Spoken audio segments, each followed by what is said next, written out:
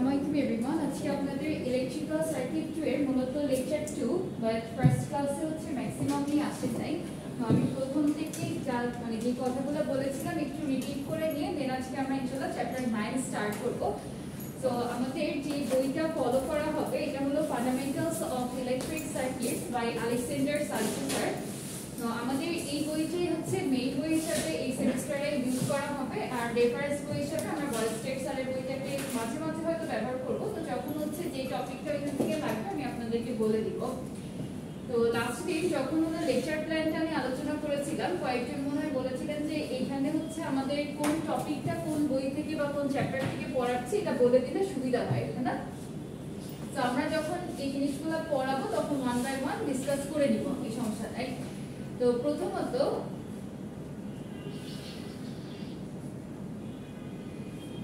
এখানে ফার্স্ট আমি লাস্ট দিন হলো কোর্স লার্নিং আউটকাম সম্পর্কে একটু ডিসকাস করেছিলাম যে এই কোর্সটা থেকে মূলত আপনাদের হচ্ছে কি কি শেখা লাগবে বা আমরা হলো কোর্সটা কমপ্লিট করার পরে কোন টপিকগুলো সম্পর্কে আমাদের নলেজ থাকতে হবে সেগুলো নিয়ে একটু আলোচনা করা হয়েছিল।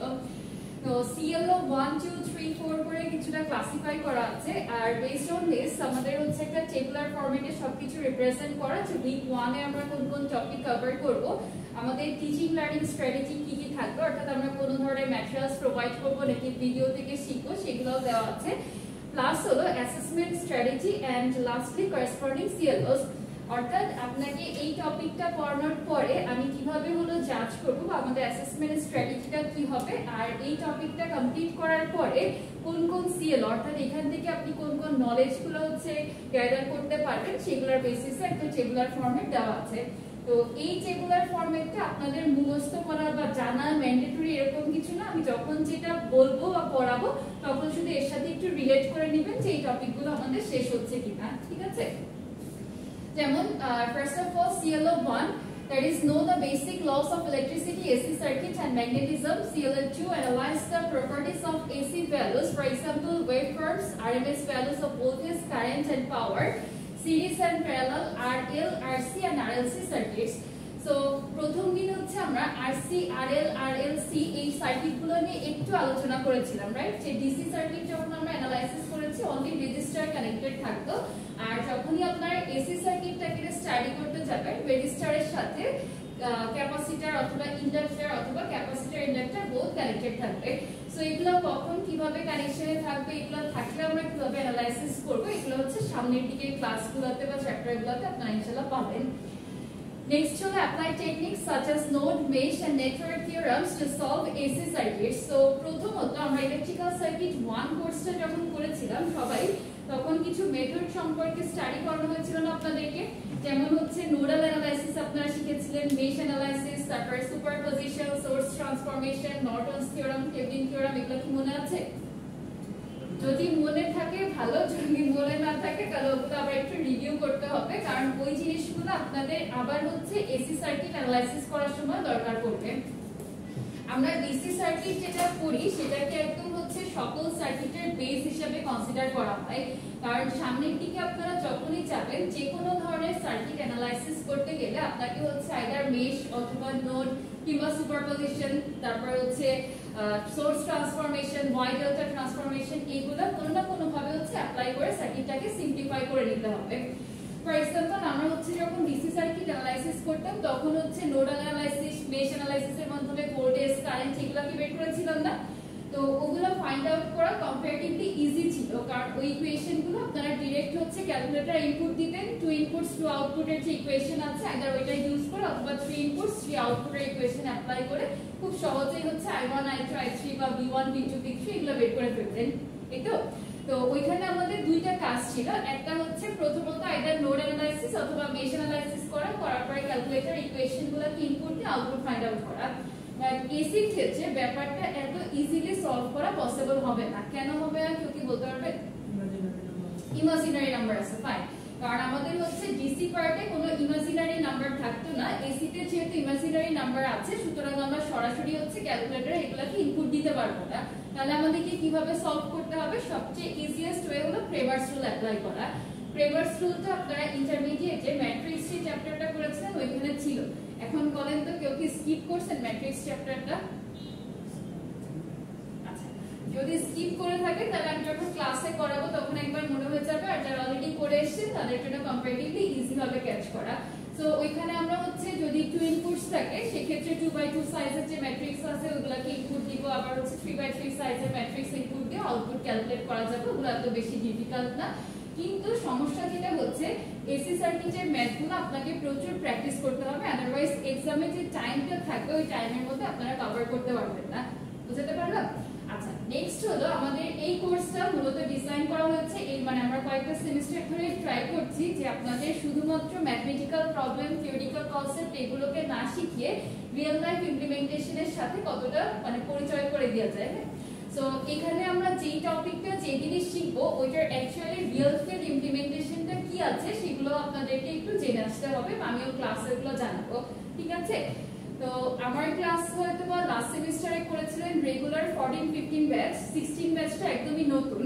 তো আমার পড়ানোর সিস্টেম বা প্রেজেন্টেশন আমি কিভাবে নেই, অ্যাসাইনমেন্ট কিসের উপর বেস করে দেই এগুলো সম্পর্কে ওদের আইডিয়া নাই। তো আমি একটু ছোট করে বলি, আমার কোর্সে হচ্ছে প্রেজেন্টেশন আপনাকে মিনিমাম 3 থেকে 4টা দেয়াই লাগবে।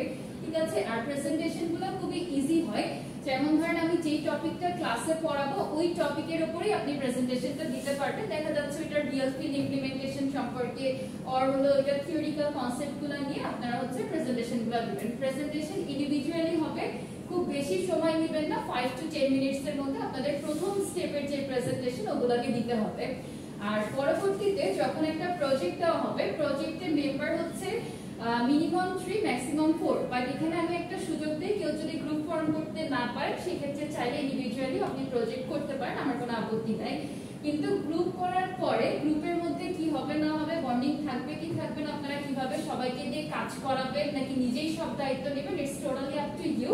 বাট যেদিনকে আমি হচ্ছে আপনাদের প্রজেক্টের প্রেজেন্টেশনটা নিব সবার থেকে যদি আমি ইকুয়ালি আউটপুট না পাই সেক্ষেত্রে গ্রুপ মার্কিং এ সবার নাম্বারটা কমে যাবে। বুঝাইতে পারলাম? এগুলো নিয়ে আমরা সামনের দিকে আরো আলোচনা করবো, একদিনে সবকিছু না বলি। আপাতত আবার হচ্ছে একটু কোর্স আউটলাইন আসি। So next হলো CLO4 real series and parallel resonance mathematically coupled circuits, three phase circuits. So আমরা এখানে হচ্ছে series parallel resonance টাকে খুব বেশি হাইলাইট করব কারণ এটা আপনাদের জন্য খুবই ইম্পর্টেন্ট একটা topic. So series parallel resonance টা আমাদেরকে এখান থেকে পড়তে হবে, then magnetically coupled circuit and three phase circuits এগুলো নিয়ে মোটামুটি সবাই এখানে স্টাডি করবেন। তো পাওয়ারের কোর্স কি কারো করা আছে? মনে হয় না। এনার্জি কনভার্সন 1-2 করেছেন এখানে? এই সেমিস্টারে করছেন, আচ্ছা ভালো আছে। এর সাথে ওইটা করলে জিনিসগুলো রিলেট করতে আপনাদের আরো ইজি হবে আর মানে করে মজাও পাবেন। তো ফার্স্ট অফ অল আমাদের হচ্ছে যে টপিকগুলো পড়তে হবে, introduction to alternating current and sinusoidal function. এখানে আবার কয়েকটা সাব পয়েন্টে ডিভাইড করা আছে, introduction to alternating current, introduction to sinusoidal function, instantaneous current and voltage in AC circuits. So এগুলো আমি হচ্ছে আজকে পড়াবো। নেক্সট ক্লাসে আপনাদেরকে ফেজর এন্ড কমপ্লেক্স কোয়ান্টিটিস এগুলো সম্পর্কে দেখানো হবে। আর একটা জিনিস মাথায় রাখবেন যে এই প্রত্যেকটা টপিক একটার সাথে আরেকটা ইন্টারকানেক্টেড, অর্থাৎ আজকে যে জিনিসগুলো পড়াবো এগুলো আপনারা ক্লাসেটা ভালোমতো বুঝবেন, বাসায় যে প্র্যাকটিস করে আসবেন। আদারওয়াইজ যখন নেক্সট ক্লাসে আমি ওইটার সাথে রিলেট করব না একটা কোনো টপিক দেখাবো তখন হচ্ছে জিনিসগুলোকে ডিফিকাল্ট মনে হবে। ঠিক আছে? ওকে, প্রেজেন্টেশন যারা হচ্ছে ফার্স্ট সেমিস্টার মানে লাস্ট ইয়ারে প্রথম এটা কি যারা 16 ব্যাচ তারা হচ্ছে সেকেন্ড সেমিস্টার, রাইট? আচ্ছা, যারা সেকেন্ড সেমিস্টার তাদের জন্য একটা প্রেজেন্টেশন গাইড আমি মোটামুটি প্রিপেয়ার করেছি, আর যারা হলো থার্ড সেমিস্টার তারা অলরেডি এসব জানেন। প্রেজেন্টেশন দেওয়ার সময় আপনাদেরকে কয়েকটা ক্রাইটেরিয়া ফুলফিল করতে হবে। First of all, keep it simple, avoid clutter, use bullet points, visuals, use relevant image or diagram to support points. In the next step, consistent font and color, use large readable fonts, আর হচ্ছে one idea per slide, don't overload with information. এই স্লাইডটা আমি আপনাদেরকে provide করব। ঠিক আছে? তো যখন হচ্ছে প্রেজেন্টেশন স্লাইড আপনারা তৈরি করবেন তখন এই জিনিসগুলোকে একটু মাথায় রাখবেন যে আমরা স্লাইডে হিউজ ইনফরমেশন লিখব না। ওকে, অনেকে যে ভুলটা করে ফেলে একদম ডিরেক্ট ইন্টারনেট থেকে অথবা চ্যাটজিপিটি থেকে A to Z সব কপি করে দেয়। তো এই কাজগুলো করলে যেটা হবে কি, কারণ আমি যদি বইয়ের একটা প্যারা এখানে কপি করে আপনাকে স্লাইডে দেখায় রিডিং করতে থাকি তাহলে কি কেউ আমার প্রেজেন্টেশনের দিকে শুনবেন বা কনসেন্ট্রেশন ধরে রাখতে পারবেন? এটা কিন্তু পসিবল না। সো আমরা যেই কাজটা করব, বুলেট পয়েন্টস গুলো হচ্ছে স্লাইডে রাখবো, আর বাকি যেগুলো এক্সপ্লেইন করা সেগুলো আমরা একটু মুখস্থ করে আসবো বা প্র্যাকটিস করে আসবো। এখানে মুখস্থ করে আসলে অবশ্যই একটু রোবট টাইপ প্রেজেন্টেশন হয়ে যাবে। জাস্ট কয়েকবার প্র্যাকটিস করে আসবেন, এসে হচ্ছে সামনে বলবেন। আর আরেকটা প্রবলেম যেটা হলো যে যারা নতুন মানে ফার্স্ট সেমিস্টার অথবা সেকেন্ড সেমিস্টার তাদের কিন্তু ইন্টারমিডিয়েট লেভেলে এত বেশি প্রেজেন্টেশন দেওয়ার অভ্যাস নাই, রাইট? তো যারা শুরুর দিকে দিচ্ছেন তারা ট্রাই করবেন হচ্ছে কিছু জিনিস মেমোরাইজ করে রাখার। আদারওয়াইজ সামনে এসে আপনি সেন্টেন্স মেক করবেন, তারপর একটার সাথে আরেকটা রিলেট করবেন, করে বলবেন, এটা আসলে হবে না, সময় লেগে যাবে অনেক বেশি। তো গ্র্যাজুয়ালি যখন হচ্ছে জিনিসগুলোকে আপনারা ইমপ্রুভ করতে পারবেন বা ওগুলো শিখে যাবেন, তখন হচ্ছে যে বাইকে আপনারা দেখবেন যে স্লাইড প্রিপারেশনটা মোটামুটি করে আনলে সামনে এসে বলতে পারছেন, বাট এটাতে একটু সময় লাগবে। বুঝাইতে পারলাম? আচ্ছা, নেক্সট হচ্ছে use relevant image or diagrams to support your points. অনেকেই আছেন যে শুধুমাত্র লেখা লিখে একদম A to Z স্লাইড নিয়ে আসেন, ওভাবে না করে, যেহেতু এটা আমাদের সার্কিটের কোর্স, ইঞ্জিনিয়ারিং কোর্স, তো এখানে কিন্তু আমরা ডায়াগ্রাম, ইমেজ এগুলোকে অনেক বেশি ইউজ করতে পারি, তাই না? যে কোনো একটা কিছু এক্সপ্লেইন করতে গেলে ওর সাথে রিলেভেন্ট যে ডায়াগ্রামগুলো আছে ওগুলোকে আপনারা হচ্ছে স্লাইডে দিবেন, দিয়ে হলো পয়েন্টগুলোকে এক্সপ্লেইন করবেন। বুঝতে পারছি?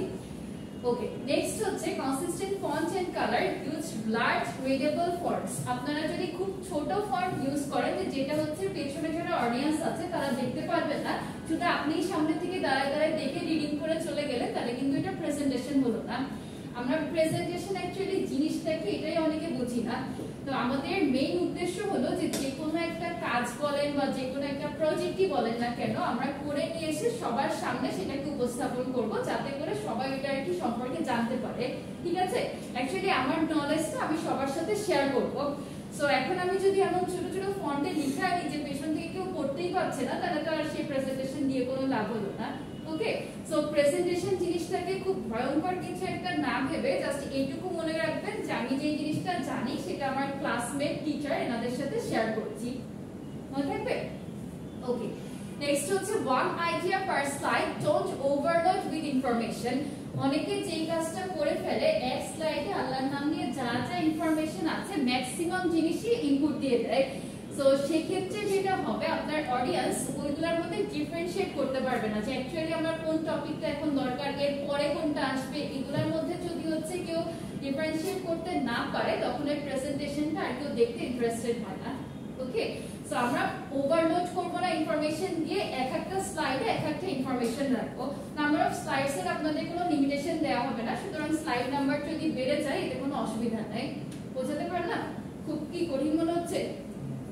আচ্ছা, আজকে প্রপারলি গাইড করে দেই, তাহলে থ্রুআউট দ্য সেমিস্টার আপনাদের এই সামনে আমার সাথে আর কথা বলতে হবে না। আর এই জিনিসগুলো আমি সব আপনাদের পোর্টালে বা হোয়াটসঅ্যাপ গ্রুপে এখন যেভাবেই হোক আপলোড করে দিব। পোর্টাল না বলবো না, আজকে শেষ, কারণ এটা হচ্ছে লাস্ট দিন আমি ওয়ার্নিং দিয়ে দিয়েছিলাম যে এরপর থেকে কোনো কিছু রিপিট হবে না, যেগুলো পড়াবো হলো ওই দিনেরটা দিনেই শেষ, যে আসবে আসবে না আসবে না। Okay, next to preparing to present. First of all, you know your content, understand your materials, don't memorize. Okay, এখন আপনি যে কন্টেন্টটাকে নিয়ে মানে প্রেজেন্ট করছেন এটা সম্পর্কে আপনার হচ্ছে একটা ক্লিয়ার আন্ডারস্ট্যান্ডিং থাকতে হবে। শুধু আমি মুখস্থ করে আসলাম বলে গেলাম এটাতে হবে না, কারণ এতে করে যে অসুবিধাটা হয়, আপনাদের একটা কোয়েশ্চেন অ্যানসার সেশন থাকে না, 16 ব্যাচ কি সব ফেস করেছেন প্রেজেন্টেশন দেওয়ার পরে? করেন নাই? আচ্ছা, মেইনলি হচ্ছে আমাদের প্রেজেন্টেশন শেষে একটা কোয়েশ্চেন অ্যানসার সেশন থাকে, যেখানে আপনাকে আপনার ব্যাচমেটরা, সিনিয়র জুনিয়র যেই থাকুক না কেন, টিচাররা সবাই কোয়েশ্চেন করতে পারবে। সো আপনি যেটার উপর প্রেজেন্ট করছেন সেটা শুধু মুখস্থ করে না এসে সব ম্যাটেরিয়ালস গুলো বুঝে আসবেন, যাতে করে আপনি সব কোয়েশ্চেনের অ্যানসার করতে পারেন। আর স্লাইডে যে ওয়ার্ডগুলো থাকবে অবশ্যই প্রনাউন্সিয়েশনটা ক্লিয়ারলি শিখে আসবেন। আপনি নিজেই লিখেছেন কিন্তু উচ্চারণ করতে পারছেন না, এমন কোনো ওয়ার্ড স্লাইডে দেওয়ার দরকার নাই। বোঝাতে পারলাম? ওই কিন্তু সিনোনিম অনেক কিছু থাকে, তো যদি আপনার কাছে ডিফিকাল্ট মনে হয় যে না আমি এটাকে উচ্চারণ ঠিকভাবে করতে পারবো না, ওই ওয়ার্ডটা স্কিপ করে অন্য কোনো একটা ইজি ওয়ার্ড দিয়ে দেন, বাট এটা সম্পর্কে আপনার আইডিয়াটা থাকতে হবে। ওকে, আচ্ছা, practice rehearse multiple times, ideally out loud, use notes, use keywords to guide you, তো এগুলো আমি অলরেডি বলে ফেলেছি। তারপরে body language and appearance, stand confidently, feet shoulder width apart, use hand gestures naturally to emphasize points, dress appropriately for the audience. ওকে, এগুলো মোটামুটি আপনারা জানেন। সো একটা জিনিস হচ্ছে শুধু একটু মেনশন করে দেই 16 ব্যাচের স্পেশালি আপনারা যেহেতু হচ্ছে নতুন নতুন প্রেজেন্টেশন দিচ্ছেন, একটা জিনিস মাথায় রাখবেন যে হ্যান্ড গেস্টারটা খুবই ইম্পর্টেন্ট একটা ফ্যাক্ট, যে আপনি কিভাবে নিজেকে প্রেজেন্ট করছেন। কখনো হচ্ছে অডিয়েন্সের দিকে কোনো একটা আঙ্গুল খুলে কোনো কিছু পয়েন্ট করতে হয় না। যেমন আমরা এইভাবে হচ্ছে কোনো কিছু দেখাবো না, যদি আমাদের কিছু স্লাইডে দেখাইতে হয় আমরা ফুল থাম্বটাকে ইউজ করে জাস্ট এরকম ভাবে মেনশন করে দেব। ক্লিয়ার? সো এই জিনিসগুলো হচ্ছে ভদ্রতার জন্য আমরা একটু বলে রাখি, কারণ অনেক সময় হয় কি নার্ভাসনেসের কারণে মানুষ কি করে সামনে এসে এটা নিজেরও মাথায় থাকে না, বাট এগুলো যাতে আপনাদের ক্ষেত্রে না হয় এগুলো একটু খেয়াল রাখবেন। Next one is speaking skill. Speak clearly and at a moderate pace, vary tone and pitch to keep interest, and finally pause for effect and emphasize. তো অনেকেই আছে সেম টোনে বা সেম পিচে হচ্ছে ফার্স্ট টু লাস্ট প্রেজেন্ট করে দেয়, তো আমরা ওভাবে না করে একটু ভেরিয়েশন আনবো, যে যেই ওয়ার্ডগুলো আমার ইম্পর্টেন্ট সেখানে আমরা একটু বেশি এমফাসাইজ করবো, আর যেগুলো আমার নরমাল বলে গেলেই চলবে সেগুলোতে আমরা বেশি একটা এমফাসাইজ করবো না। ঠিক আছে? Okay, next one, building confidence. Give breaths before starting. Start with a smile and confident introduction. Visualize success beforehand. The smiling আপনাদের প্রথম এক-দুই প্রেজেন্টেশনে আসবে না, আস্তে আস্তে হয়তো আসবে। Next, eye contact and engagement. Make eye contact with different parts of the audience. Avoid reading from slides, ask questions or invite interaction to engage. Okay. প্রথমত হচ্ছে যখন প্রেজেন্টেশন দিবেন অনেকে যে কাজটা করে একটু নার্ভাসনেসের জন্যই হোক বা শাইনেসের জন্যই হোক, যে ভুলটা করে ফেলে সেটা হচ্ছে সামনে আসে এসে এরকম স্লাইডের সামনে দাঁড়ায়, এদিকে ঘুরে থাকে, দিয়ে নিজের মতো নিজে রিডিং করে চলে যায়। সো এই কাজটা করলে কিন্তু হবে না, এটা হচ্ছে বলতে গেলে ওয়ান কাইন্ড অফ অডিয়েন্স যারা আছে তাদের প্রতি ডিসরেসপেক্ট শো করা হয়। ঠিক আছে? আমরা কখনো এরকম ফুল ঘুরে যেয়ে প্রেজেন্টেশন দিব না, আপনার স্লাইড এখানে থাকবে, আমি যেরকম ভাবে এদিকে কর্নারে দাঁড়িয়ে প্রেজেন্ট করছি এভাবেই আপনারা প্রেজেন্ট করবে। আর যারা অডিয়েন্স আছে তাদের সাথে হচ্ছে আই কন্টাক্ট করতে হবে, আপনি প্রত্যেকটা পার্সনের দিকে তাকাবেন। ঠিক আছে? এখন যদি মনে করেন যে বেশি সংখ্যক ফ্যাকাল্টি রুমে থাকে আপনার তাকাইতে ভয় লাগে, তাহলে যখন ফ্রেন্ডরা যেদিকে আছে অ্যাটলিস্ট ওদের দিকে হইলেও একটু তাকাইতে হয়। কেন আমি বলি, মনে করেন আমি ক্লাসে আসলাম, এসে সামনে দুই একজন আমার স্টুডেন্ট বসে আছে, আমি ওনাদের দিকে তাকাইলাম, কথা বললাম, চলে গেলাম, তাহলে সেক্ষেত্রে আপনাদের কাছে মনে হবে না যে ম্যাডাম আমাদেরকে প্রায়োরিটি কম দিচ্ছে বা আমাদের প্রবলেমগুলো আমার কাছে কোনো ইম্পর্টেন্স নাই, এরকম ধরনের একটা ইয়ে আসে। সো প্রেজেন্টেশনের সময় আমরা এই জিনিসটা ভুল করব না, সব দিকেই আপনাকে একটু তাকাইতে হবে। আর যদি প্রথম ভয় লাগে তাও অ্যাটলিস্ট হচ্ছে দেয়ালের যে কর্নারগুলো থাকে ওই দিকে তাকায়, কারণ মানুষ বুঝবে না যে আপনি কোন দিকে তাকাচ্ছেন, অ্যাটলিস্ট আই কন্টাক্টগুলো করতে পারেন। আচ্ছা, আর সবথেকে ভালো সিস্টেম হলো যদি আপনি প্রেজেন্টেশনে সবাইকে ইনভলভ করতে চান তখন বিভিন্ন কোয়েশ্চেন করা। প্রেজেন্টেশনের মাঝে আপনি যদি কোয়েশ্চেন করে অডিয়েন্সকে এনগেজ করে নিতে পারেন তাহলে হচ্ছে সবাই আপনার প্রেজেন্টেশনটা শুনবে। যেমন আমরা ক্লাসে হুটহাট করে কোয়েশ্চেন করে বসি না, অনেক সময় টিচাররা কিন্তু কোয়েশ্চেন করে। এটার মেইন উদ্দেশ্য হলো আপনি কতটুকু আমার মানে লেকচারটা কেয়ারফুলি শুনছেন, আদৌ শুনছেন নাকি মোবাইল দেখছেন, এইগুলো আর কি আমরা একটু জাজ করি মাঝে মধ্যে। সো আপনারা যখন প্রেজেন্টেশনটা দিবেন অনেকেই দেখবেন মোবাইল দেখতেছে, অনেকে পাশের জনের সাথে কথা বলছে, তো আপনি যখন হুট করে একটা কোয়েশ্চেন তাদেরকে জিজ্ঞাসা করবেন তখন কিন্তু সবাই মোটামুটি কনসেন্ট্রেশনটা এদিকে রাখার ট্রাই করবে। ঠিক আছে? সো এগুলো আমরা একটু দেখবো। আর অ্যাভয়েড রিডিং ফ্রম স্লাইডস, ওই যে বললাম ফুল ইনফরমেশন আপনি স্লাইডে সব ডিটেইলস লিখে এনে রিডিং করতে থাকবেন না, জাস্ট বুলেট পয়েন্টগুলো লিখবেন, লিখে এনে সামনে এক্সপ্লেইন করবেন। আর লাস্টলি হচ্ছে handling questions. At first you have to listen carefully, be honest, it's okay to say I will get back to you, keep answer brief and to the point. আচ্ছা, question অনেকেই যে কাজটা করে, ধরেন কিছু গদবাঁধা প্রশ্ন মুখস্থ করে এসেছে, অডিয়েন্স যেই কোয়েশ্চেনই করুক না কেন ঘুরে ফিরে একই অ্যান্সার দেয়। সো এইগুলো কখনো করতে হয় না, প্রথমে আমাদেরকে একটু শুনে নিতে হবে যে অ্যাকচুয়ালি আমাকে কি কোয়েশ্চেনটা করা হচ্ছে। যদি আমার জানা থাকে আমি প্রপারলি অ্যান্সার দিব, যদি আমার জানা না থাকে আমি খুব পোলাইটলি জিনিসটাকে হ্যান্ডেল করব যে আমার হচ্ছে জানা নাই বা আমি এগুলোকে জেনে আসবো।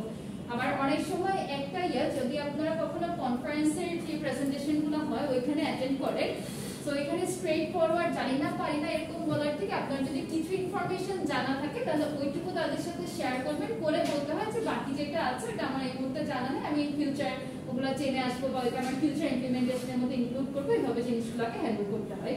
ঠিক আছে? আচ্ছা, তো সামনের দিকে আপনারা একটা দুইটা প্রেজেন্টেশন এগুলোর উপর বেস করে দেন, দেওয়ার পরে হচ্ছে যদি কোনো কারেকশন আমার কাছে মনে হয় এগুলো আমরা ক্লাসে পরবর্তীতে আবার আলোচনা করবো। তো আপনাদের জন্য একটা ছোট্ট মানে এক্সাম্পল টাইপ আমি রেডি করে নিয়ে এসেছি। তো আমাদের হচ্ছে অনেক ক্ষেত্রে বলা হয় না যে প্রেজেন্টেশনের স্টার্টিং এ আমরা হলো যে কোনো একটা স্টোরি বলে কিংবা যে কোনো একটা কোর্স কে স্টার্ট করব যেটা আমার টপিকের সাথে রিলেভেন্ট। সো আমাদের এই ফুল কোর্সটা যেহেতু এসি সার্কিট রিলেটেড, আপনারা চাইলে এই ধরনের হচ্ছে কথাগুলো ইউজ করতে পারেন। যেমন আমি এখানে একটা কোড ইউজ করেছিলাম নিকোলা টেসলার, যে if your head could be turned into electricity it would light up the whole world. So এটাকে অ্যাকচুয়ালি আপনার মেটাফর হিসেবে ব্যবহার করা হয় যে আপনার হেড যেটা আছে, মানুষের যে ঘৃণা মানুষের প্রতি, এটা এমন একটা স্ট্রং ইমোশন যে একে যদি আমরা ইলেকট্রিসিটিতে আর কি টার্ন করতে পারতাম, সেক্ষেত্রে হোল ওয়ার্ল্ড যেটা আছে তাকে লাইট আপ করা পসিবল ছিল। তো আপনি অডিয়েন্সদের অ্যাটেনশন গ্র্যাব করার জন্য প্রথমে এই ধরনের একটা কোড দিয়ে স্টার্ট করতে পারেন, বাট অবশ্যই মাথায় রাখবেন যে আপনি এই লাইনটাকে আপনার কোনো না কোনো একটা টপিকের সাথে কোনোভাবে রিলেট করতে পারছেন কি পারছেন না। হুট করে আমার মন চাইলে আমি একটা কোটেশন দিয়ে দিলাম, তা হবে না। আপনি যে টপিকটা প্রেজেন্ট করছেন ওর সাথে অবশ্যই এটা রিলেটেবল হতে হবে। যেমন আমি এসি সার্কিটের সাথে একে কিভাবে রিলেট করতে পারি, এখানে ডিটেইলসে লেখা আছে যে Tesla's quote implies that strong emotions like hate contain immense potential energy. Similarly, AC circuits all about converting energy efficiently from mechanical like a rotating generator to electrical energy. So আমাদের হচ্ছে এখানে যে ইমোশনটা আছে হেড, এটাকে actually আমরা metaphor হিসেবে use করেছিলাম যে একে যদি আমরা কনভার্ট করতে পারি বা একে আমরা প্রপারলি ইউজ করতে পারি তাহলে হচ্ছে কি কি হইতে পারে, এরকম ভাবে একটা হলো আপনার রিলেশন দেখানো হয়েছে। সো প্রেজেন্টেশনের সময় এগুলো একটু মাথায় রাখেন, আমি সব ডকুমেন্টস আপনাদের সাথে শেয়ার করে দিব, ঠিক আছে? এবার চলে আসি মেইন লেকচারে, অর্থাৎ আজকে আমরা হচ্ছে চ্যাপ্টার 9 সাইনোসয়েডস এন্ড ফেজারের যে চ্যাপ্টারটা আছে ওইটা স্টার্ট করব।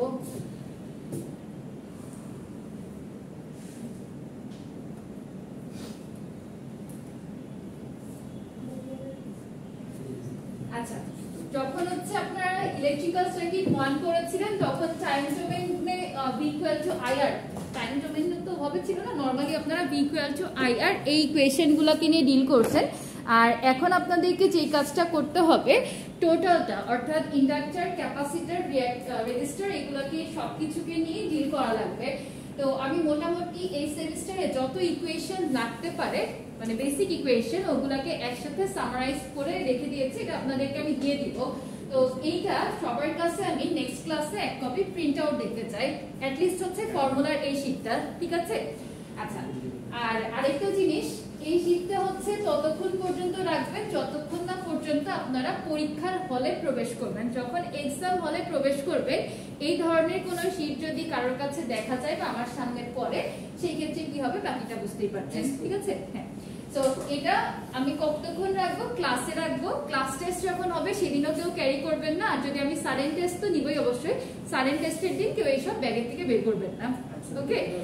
আচ্ছা, তো এই ফর্মুলাগুলো পড়ার কিছু নিয়ম আছে, সবাই একটু খেয়াল করেন। দেখতে অনেক ফর্মুলা মনে হলো, অ্যাকচুয়ালি এটা কিন্তু অল্প কিছু সম্ভব। যেমন আমাদের এসি সার্কিটে হচ্ছে টাইম ডোমেন, ফ্রিকোয়েন্সি ডোমেন, দুইটার ইকুয়েশন সম্পর্কে আইডিয়া থাকতে হবে। দেন ওই এলিমেন্টের ইম্পিডেন্সটাকে আমরা কিভাবে রিপ্রেজেন্ট করতে পারি, অ্যাডমিটেন্স ভ্যালুটাকে কিভাবে রিপ্রেজেন্ট করা হয়, সবকিছু আপনাদেরকে একটু জেনে রাখতে হবে। তো অ্যাডমিটেন্স আর ইম্পিডেন্সের মধ্যে রিলেশন হচ্ছে অ্যাডমিটেন্সটা হলো ইম্পিডেন্সের অপোজিট। তো একটা যদি আমরা জানি অবভিয়াসলি আরেকটা আমরা বাই ডিফল্ট পারবো। আর এখান থেকে কয়েকটি ইকুয়েশন যেটা মাথায় রাখতে হবে, সবাই কি জানেন যে ডিফারেন্সিয়েশনের উল্টা বলতে গেলে ইন্টিগ্রেশন, এটা তো সবারই আইডিয়া আছে, রাইট? তাহলে এখানে আমরা যদি ওরকম ভাবে জিনিসগুলোকে একটু রিলেট করতে পারি যে আমার হচ্ছে গিয়ে এখানে যে রিলেশনটা থাকবে অপোজিটেরটা, তখন এটা ইন্টিগ্রেশন হলে আরেকটা হচ্ছে ডিফারেন্সিয়েশন হবে, এরকম ভাবে যদি কেউ একটু মাথায় রাখতে পারে যে ক্যাপাসিটরের ক্ষেত্রে আমার ইকুয়েশনটা ইন্টিগ্রেট দিয়ে হলে ইন্ডাক্টরের ক্ষেত্রে ডিফারেন্সিয়েট দিয়ে হবে। তো এইভাবে যদি কনসেপ্টগুলোকে কেউ মাথায় রাখতে পারে তাহলে তার জন্য হলো জিনিসগুলো অনেক ইজি হয়ে যাবে।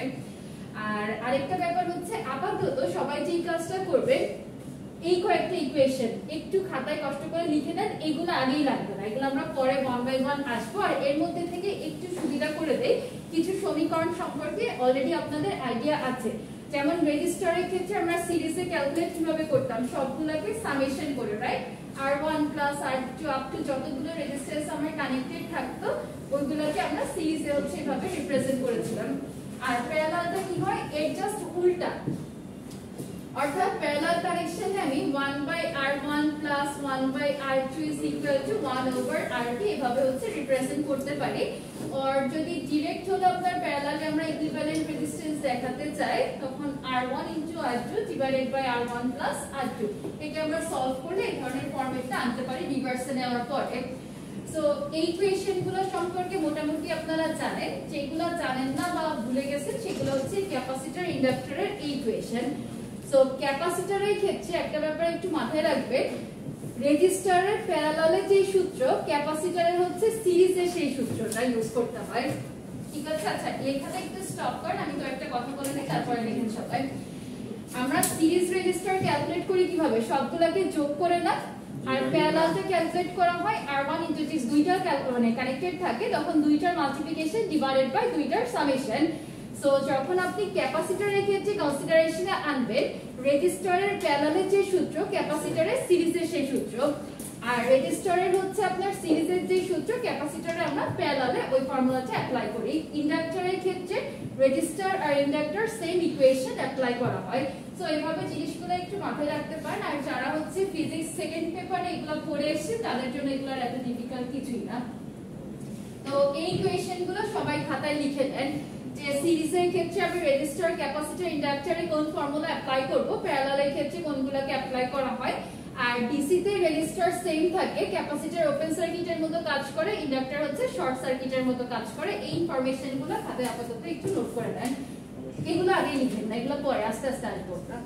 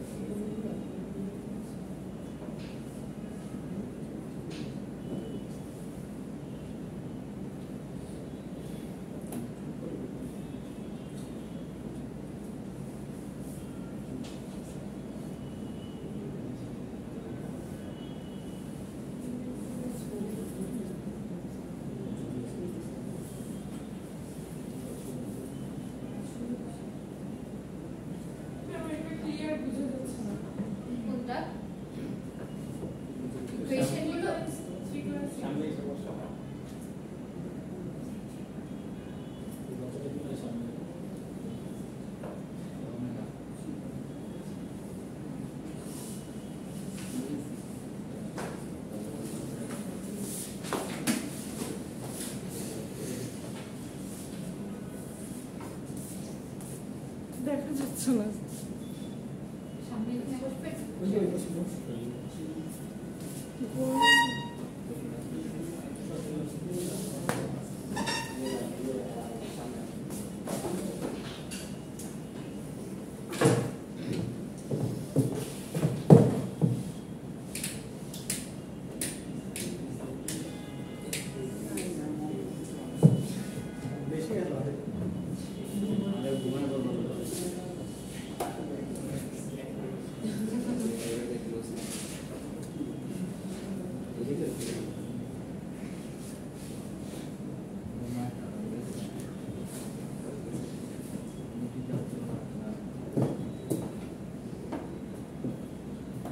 লেখা হয়েছে না সবার?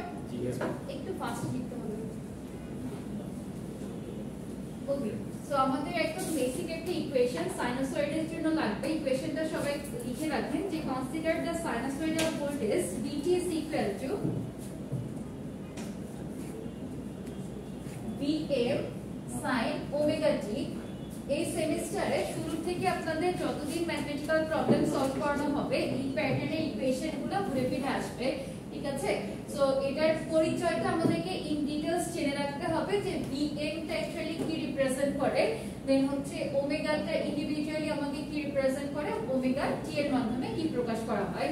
So first of all Vm is equal to the amplitude of the sinusoids.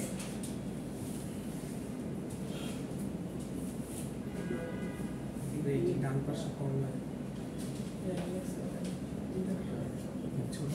Omega represent the angular frequency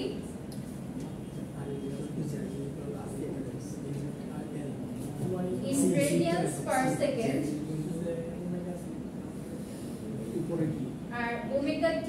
হচ্ছে the argument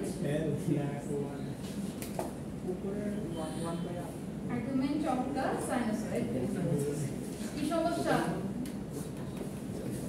ম্যাম এখানে যে ইম্পিডেন্স অ্যাডমিটেন্সের সি এর impedance z is equal two কি 1/j ওমেগা c না l কোনটা এটা জি 1/j omega c আর এটা admittance হচ্ছে y equal to j omega c ওই যে ক্লাস প্রথমে বললাম না যে ইম্পিডেন্সের অপোজিট হচ্ছে আমাদের অ্যাডমিটেন্স তাহলে ইম্পিডেন্সে যেটা j ওমেগা l হবে অ্যাডমিটেন্সে 1/j ওমেগা l ইম্পিডেন্সের ক্ষেত্রে যেটা 1/j ওমেগা c অ্যাডমিটেন্সের অপোজিটটা হয়ে যাবে অর্থাৎ j ওমেগা c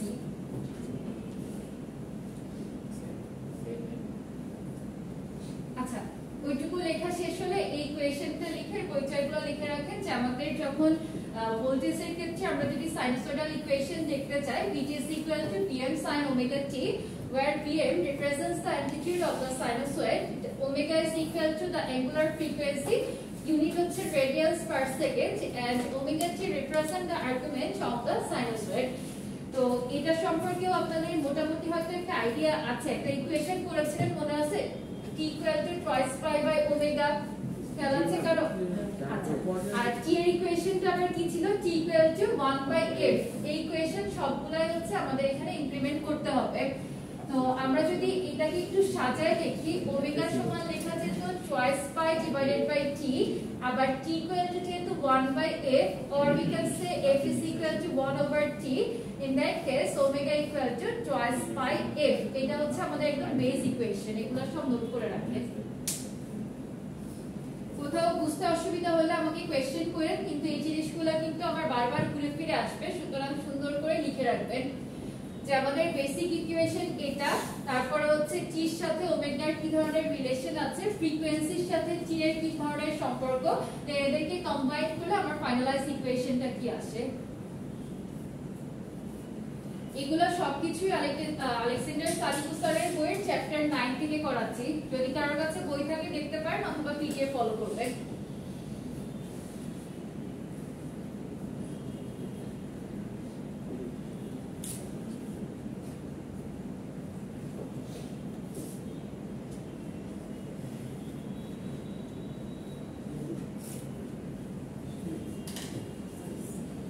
ওমেগার ইউনিট কি কেউ জানেন এখানে লেখাই আছে রেডিয়ান্স পার সেকেন্ড এটা মাথায় রেখে পরীক্ষার সময় যাতে ইউনিট ভুল না যায় ম্যাম ঠিক omega t is equal to the argument of the sinusoid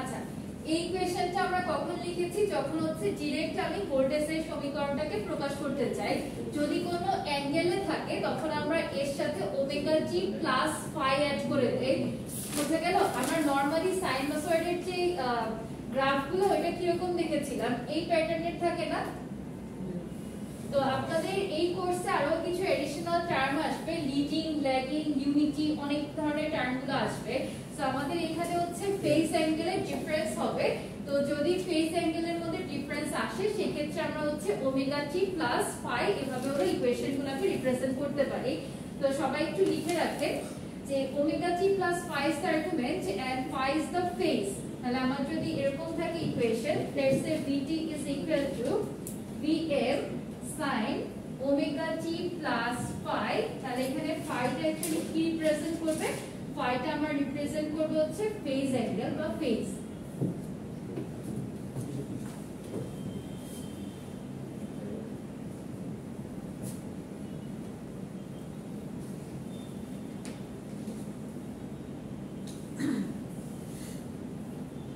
phase angle পরে কি ফেজ phi টাকে বলা হয় ফেজ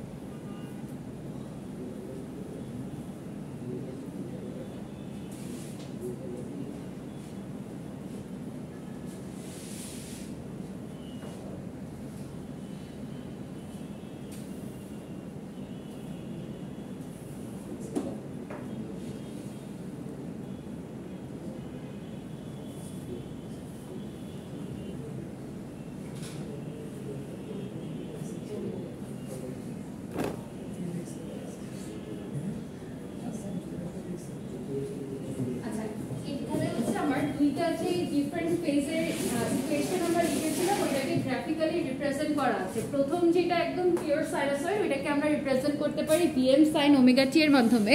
আর পরে আরেকটা যে গ্রাফ দেখানো হয়েছে ওইটা হচ্ছে আপনার কি 5 ফেজে আগে থেকে স্টার্ট হয়েছিল, রাইট? সো এই ইকুয়েশনটাকে আমরা রিপ্রেজেন্ট করতে পারি যে Vm sin omega t plus phi এর মাধ্যমে। তো এই ধরনের সমীকরণগুলো সামনের দিকে হলো ম্যাথমেটিক্যাল প্রবলেম সলভ করার জন্য দরকার পড়বে।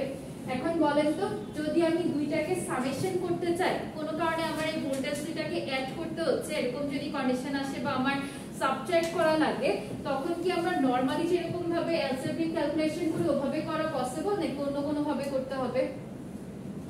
সাইন আছে কিন্তু দুইটার মধ্যে, নরমালি অ্যালজেব্রিক ক্যালকুলেশন করা সম্ভব? আমরা যেমন 10 + 2 12 করি বা হচ্ছে a + b ইকুয়েশন লিখে a + b হোল স্কয়ার এরকম ভাবে কি করতে পারবো? পারবো না। তাহলে sin এর equation sin a + b formula কি সবাই পড়েছিলেন? sin a + b sin a - b এগুলো শেখা আছে না cos এর ক্ষেত্রে? তো ওই ইকুয়েশন গুলো আমাদের হচ্ছে সামনের দিকে সলভ করার জন্য দরকার পড়বে। তো এইটুকু আগে সবাই লিখে শেষ করেন, এরপরে হচ্ছে আরো কিছু ইকুয়েশন নিয়ে আলোচনা করব। আসেন আসেন।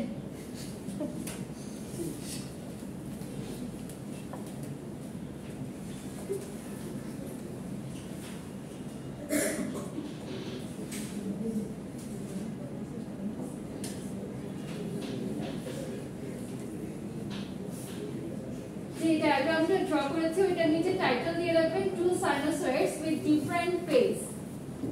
টাইটেলটা হচ্ছে two sinusoids with different phase. তাহলে এই ধরনের সাইনোসয়েড যে ইকুয়েশন বা এক্সপ্রেশন গুলো আছে এটাকে আমরা আইদার সাইনে অথবা কোসাইন ফরম্যাটে হলো রিপ্রেজেন্ট করতে পারবো। আর দুই ধরনের যখন ত্রিকোণমিতিক ইকুয়েশন আসবে সেই ক্ষেত্রে সলভ করতে আমাদেরকে কয়েকটা সমীকরণ ইউজ করতে হবে। এগুলো মুছে দিব। Two sinusoids with different phase.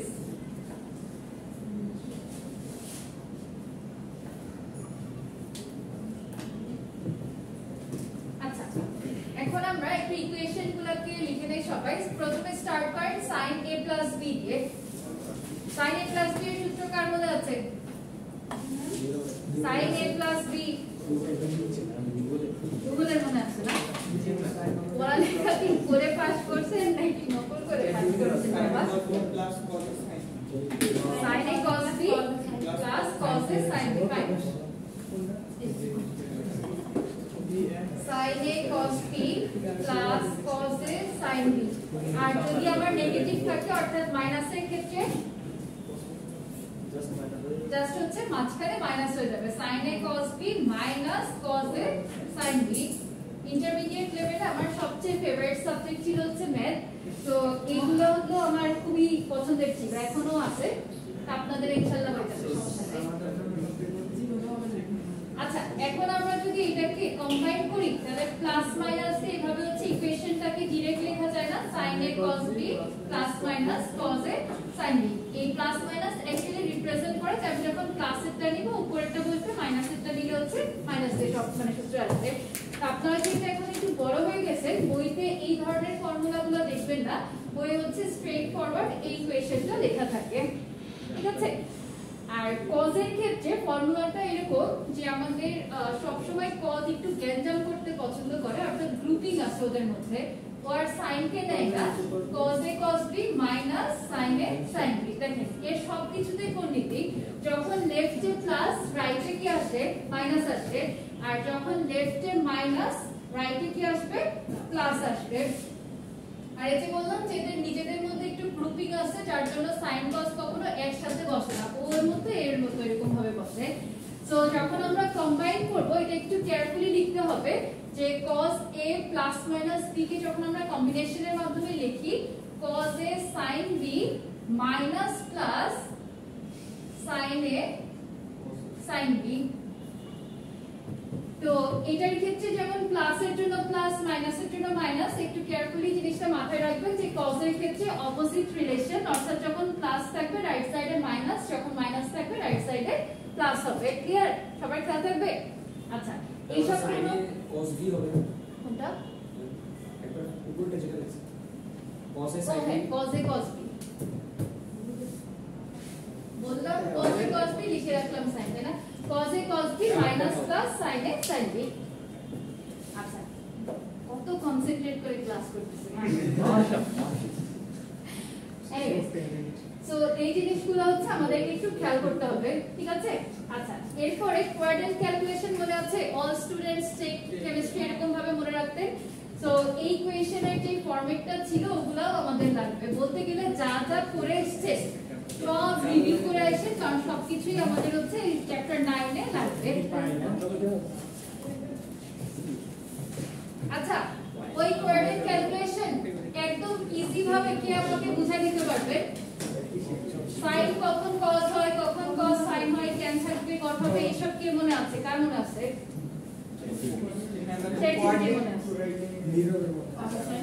দেখেন, আমি আজকে একদম সহজ ভাবে লিখে দিচ্ছি, এইরকম মানে যদি কেউ মনে রাখতে পারে ইনশাআল্লাহ কিছু ভুল হবে না। আমাদের অল স্টুডেন্টস টেক কেমিস্ট্রি এভাবে আমরা মেমোরাইজ করতাম, তাই না? অল স্টুডেন্টস টেক কেমিস্ট্রি, তাহলে ফার্স্ট কোয়াড্রেন্টে অল ক্লাস, এই যে কেউ কথা বললে আমি তাকে সামনে নিয়ে আসবো। একা কথা বলার কি দরকার, সবার সাথে বলেন, তাই না? আমরা শিখলাম। আচ্ছা, আমার একটা প্লাস পয়েন্ট হচ্ছে, আমি মানে নেগেটিভটা আগে বলি, বকাদের বেশি, কিন্তু পজিটিভ সাইডটা হলো কি আমি মানুষের কাছ থেকে শিখতে অনেক পছন্দ করি। যদি আপনার মনে হয় যে না ম্যাডাম বেশি কঠিন করে বলতেছে, আমি সহজভাবে কোনো কিছু জানি বা পারি, তাহলে অবশ্যই পারমিশন নিয়ে সামনে এসে বোঝাই যাবেন, আমি আপনাকে বোনাস মার্ক দিব। কিন্তু ক্লাসে কথা বলা যাবে না, ঠিক আছে? নিজেদের মধ্যে কোনোভাবেই কথা বলা যাবে না, না বুঝলে আমাকে জিজ্ঞেস করতে হবে। আচ্ছা, মেইন ছিল হচ্ছে all students take chemistry. So first কোয়াড্রেন্টে অল পজিটিভ, সেকেন্ড কোয়াড্রেন্টে সাইন, থার্ড কোয়াড্রেন্টে হচ্ছে tan, ফোর্থ কোয়াড্রেন্টে cos। তাহলে আমরা একটু কোয়াড্রেন্টগুলো ছোট করে লিখে রাখি, পরে সুবিধা হবে। এবার আসি সাইন এর সাথে কি ছিল? Cosec, fine. tan এর সাথে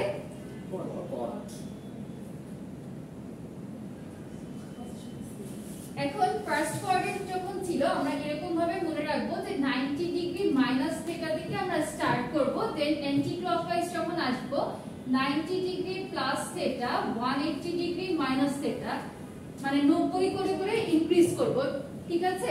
তারপরেরটাতে তাহলে কি হবে? 180 plus theta, 270 minus theta, next কোয়াড্রেন্টে 270 প্লাস থিটা, 360 মাইনাস থিটা, এখানে আসবে হচ্ছে 360 প্লাস থিটা।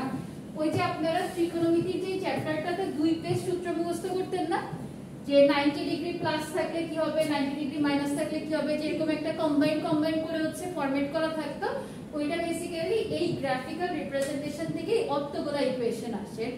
বুঝাইতে পার না? তো সবসময় মনে রাখবেন যখন বেজোড় থাকে, মানে π/2, 90 বলতে বেসিক্যালি কি বোঝায়? π/2, রাইট? যদি এর সাথে আমার বেজোড় কিছু থাকে, লেটস সে 1 3 5 7 ইনটু π/2 এরকম ভাবে আসে, তখন হচ্ছে আমাদের চেঞ্জগুলো হয়, যে সাইন থাকলে cos হয়ে যাবে, সরি সাইন থাকলে হচ্ছে cos হয়ে যাবে, cos থাকলে সাইন হয়, এই ধরনের চেঞ্জগুলো আসবে। আর যখন হচ্ছে আমাদের জোড় হয় তখন কিন্তু এই চেঞ্জগুলো আসে না। এগুলো কি সবার মনে আছে? আচ্ছা, তাহলে আমরা একটু এখন একটা দেখি তো, কে বলতে পারে? ধরেন আমার sin omega t plus 180 degree আছে, এটার আউটপুটটা কি আসবে, কেন আসবে?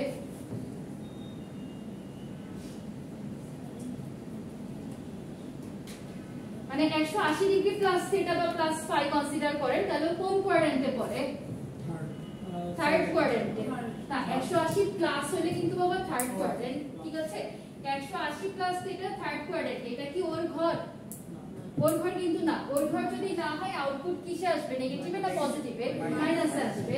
আচ্ছা, এবার 180 অর্থাৎ 2 ইনটু π/2, জোড় না বিজোড়? 2টা জোড়, তাহলে 2 ইনটু π/2 যদি হয় আমার আউটপুটটা তাহলে কিসে থাকবে? সাইন থাকবে। সো sin ওমেগা t হচ্ছে এর আউটপুট। ক্লিয়ার? কে কে বোঝেন নাই হাত তোলেন, নির্ভয়ে হাত তুলে ফেলেন। আচ্ছা, আরেকবার রিপিট করি। দেখেন, আমার হচ্ছে এটা এরকম ভাবে যে লেখা যে কথা, আমি যদি একটু ঘুরায় দেখি 180 প্লাস ওমেগা t একই ব্যাপার না? তাহলে আমার এটা 180 প্লাস থিটা যদি আমি কনসিডার করি, কোন কোয়াড্রেন্টে পড়ছে? থার্ড কোয়াড্রেন্টে। থার্ড কোয়াড্রেন্ট কি সাইনের নাকি ট্যানের? কার? ট্যানের। তাহলে এটা অন্য ভাষার মধ্যে ও চলে এসেছে, রাইট? তাহলে ওর কি পাওয়ার থাকবে? তা তো থাকবে না। পাওয়ার থাকবে না বলতে হচ্ছে এখন নেগেটিভ হয়ে যাবে, ঠিক আছে? কিন্তু থাকলে নেগেটিভ। হ্যাঁ 180 বলতে বেসিক্যালি কি বোঝায় 2 * 90 ডিগ্রি, তাই না? তাহলে এই 2টা যেহেতু হচ্ছে আমার ইভেন নাম্বার অর্থাৎ জোড় সংখ্যা, সুতরাং সাইনই থাকবে কিন্তু সামনে একটা মাইনাস চলে আসবে। ক্লিয়ার এবার সবার কাছে? আচ্ছা, আরেকটা एग्जांपल দিই তাহলে মনে হয় বুঝতে একটু সুবিধা হবে।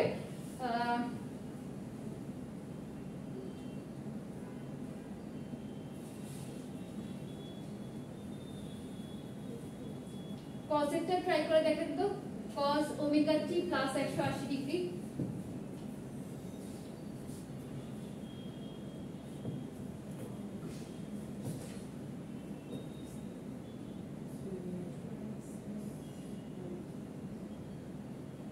ও কোন ঘরে চলে যাচ্ছে? থার্ডে কি cos পজিটিভ না নেগেটিভ? নেগেটিভ। তাহলে এখানে আউটপুট কি আসবে? Minus cos theta. এটা হচ্ছে মাইনাস cos ওমেগা টি। তাহলে সেম ভাবে আমরা যদি 90 এর জন্য কনসিডার করি, sin ওমেগা টি প্লাস 90 থাকে, sin omega t plus 90 degree লিখলে কি আসবে আউটপুট?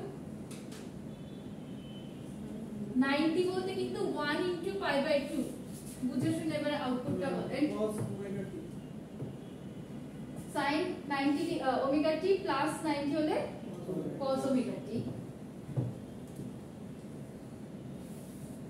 এখানে নেগেটিভ হলো না কেন কে বলতে পারবেন? সেকেন্ড কোয়াড্রেন্টে, কারণ ওর ঘর যেটা ওর ঘরেই পড়েছে, কিন্তু যেহেতু হচ্ছে আবার 90 ডিগ্রি অর্থাৎ 1 * π/2, 1টা হলো অড নাম্বার, সুতরাং সাইনটা কনভার্ট হয়ে যাবে কিসে? cos এ। ঠিক আছে? তো এই ফর্মুলাগুলো আপনারা পাবেন হচ্ছে চ্যাপ্টার 9 এর পেজ 373 অর্থাৎ আর্টিকেল 9.2 এর আন্ডারে।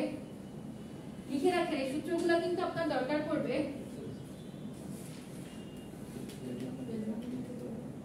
আচ্ছা, আমি এই যে রিলেশনগুলো আজকে এক্সপ্লেইন করলাম, নেক্সট ক্লাসে বলেই রাখছি যে কোনো র‍্যান্ডম 2 থেকে 3 জন স্টুডেন্টকে সামনে নিয়ে আসবো, নিয়ে এসে ইকুয়েশন যে একটা আমি লিখে দিব, আপনাদেরকে বলতে হবে যেটা কিসে কনভার্ট হবে, কেন হবে। ঠিক আছে? সো কেউ না বুঝে থাকলে কোশ্চেন করতে পারেন, আর বুঝে থাকলে প্র্যাকটিস করবেন। ডায়াগ্রামটা কি সবার খাতায় ড্র করা হয়েছে? সবাই খাতা আনেন নাই? কয়জন একটু নির্ভয়ে হাত তুলেন তো। খাতা আনেন নাই? কেউ নাই? ক্যালকুলেটর এনেছেন কয়জন? সায়েন্টিফিক ক্যালকুলেটর একটু লম্বা করে হাত তুলেন। আপনারা তো মানে এখনো ছোট মানুষ, এত ভয় পেতে হয়? আচ্ছা, আর বাকিরা কি ইঞ্জিনিয়ারিং স্টুডেন্ট না? নেক্সট ক্লাস থেকে ক্যালকুলেটর ম্যান্ডেটরি। ঠিক আছে? ক্লাসে টাইমে আসতে হবে, ক্যালকুলেটর আনতে হবে। বই আনার কষ্টটা আমি আপাতত দিচ্ছি না, কিন্তু দিলে ভালো হতো আপনাদের জন্য। কারণ এত বড় বই না, নতুন এডিশনের বই আমার কাছে আছে, আমি জানি মোটা বই, এর জন্যই আমার জন্য কোর্স করছি না।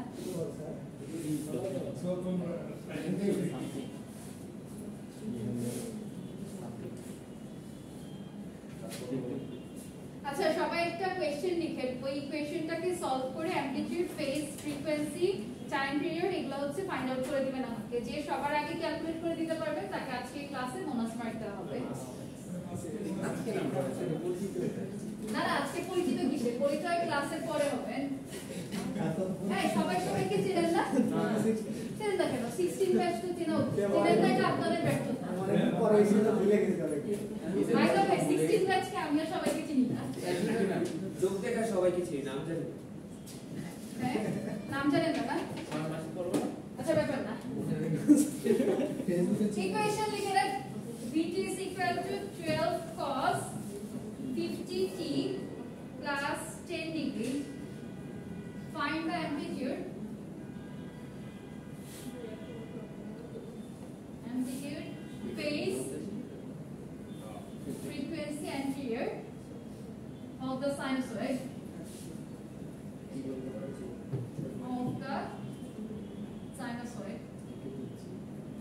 ওকে, সবাই একটু ফাস্ট ক্যালকুলেট করেন। কি কি ক্যালকুলেশন করতে হবে আশা করি বুঝতে পেরেছেন। এটা মানে হচ্ছে VF, ফেজ মিনস হলো আমাকে ফাই ফাইন্ড আউট করতে বলা হয়েছে, time period that is capital T, and frequency হচ্ছে F। আরো ইজি করে দিলাম, যেহেতু আজকে আপনাদের ইন্ট্রোডাক্টরি ক্লাস, একটু ইজি করে দিলাম। এই চারটা জিনিস ফাইন্ড আউট করেন ফাস্ট। ফেজ হচ্ছে কোন কি ম্যাথে করেছে তো সাইন্স সবই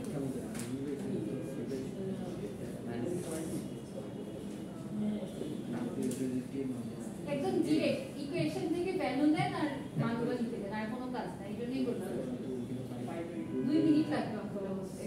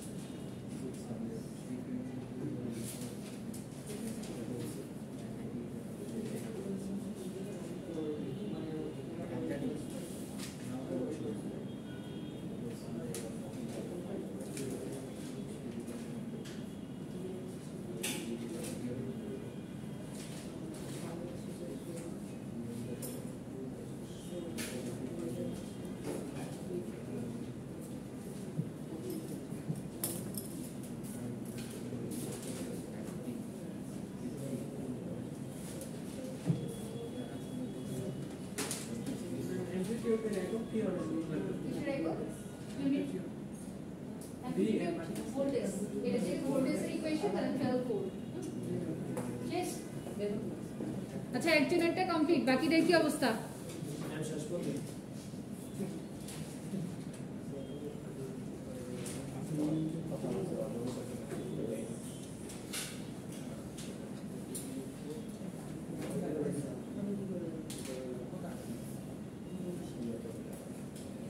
আচ্ছা, 16 ব্যাচের জন্য একটু বলে রাখি, আমি কিন্তু আপনার সারেন ক্লাস টেস্ট নেই, ঠিক আছে?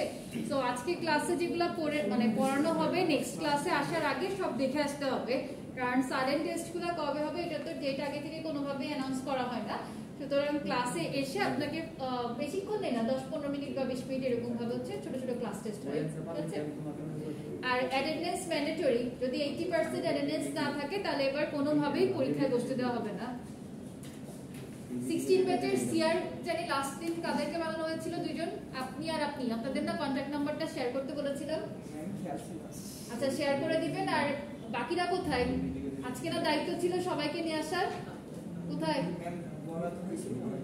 বলবেন যে ম্যাডাম সবাইকে খুঁজছিল, যদি না আসে তাহলে অ্যাটেন্ডেন্স আপনাদের 9 জন আসছে, আরো আসা লাগবে। আচ্ছা, ওই যে আপনার সাথে আরেকজন থাকেন, ওর নাম ভুলে গেছি। রিফা কোথায়? সুস্থ কিন্তু আসে নাই, ছুটিতে স্বঘোষিত ছুটি। আচ্ছা, এটা শেষ হয়েছে সবার? ওকে, সো এখানে হচ্ছে নীরবের মনে হয় সবার আগে কমপ্লিট হয়েছে না? আপনাদের আজকে অ্যাটেন্ডেন্সে একটু স্টার্ট দিয়ে রাখেন। আমাদের এখানে ভিএম এর ভ্যালু কত এসেছে? ডিরেক্ট আমরা কোশ্চেন ইকুয়েশন দেখে বুঝতে পারছি ভিএম সমান হচ্ছে 12 ভোল্ট, রাইট? আর ফেজ phi ইকুয়াল টু কত? 10 ডিগ্রি। অ্যাঙ্গুলার ফ্রিকোয়েন্সি ওমেগা সমান 50 রেডিয়ান পার সেকেন্ড, কারণ এটা স্ট্রেট ফরওয়ার্ড। ওমেগা টি যেহেতু ওমেগার ভ্যালু সরাসরি দেওয়া আছে। Time period capital T is equal to twice pi by omega, এখান থেকে ক্যালকুলেট করে আসবে 0.1257 সেকেন্ড। আর frequency F equal to 1/t, so T এর যে ভ্যালুটা আপনি পেয়েছেন ওটা ইনপুট দিয়ে দিলে 7.958 হার্টজ। আচ্ছা, এই পর্যন্ত কারো কোনো কোশ্চেন আছে? 1416 করতে হবে। ফেজারটা অর্থাৎ 9.3 কি এখন স্টার্ট করব নাকি ল্যাবে স্টার্ট করব?